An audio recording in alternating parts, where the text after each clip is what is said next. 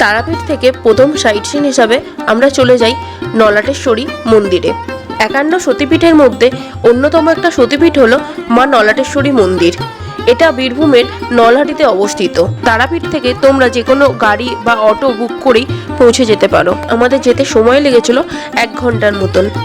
প্রথমে গিয়ে আমরা গণেশজির দর্শন করে নিই।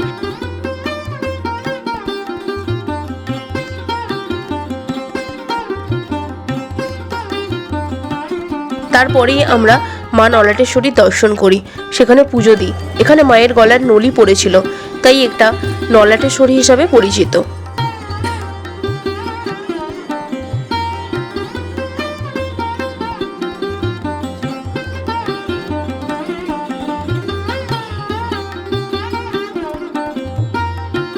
মায়ের পুজো দেওয়ার পর আমরা বাবা মহাদেবের দর্শন করে নিই।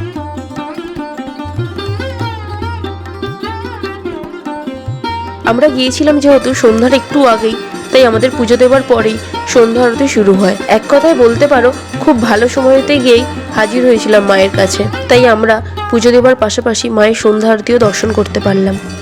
এখানেই শেষ নয়, এর পরের ভিডিওতে আর একটা সতীপীঠ নিয়ে আসছি তোমাদের কাছে।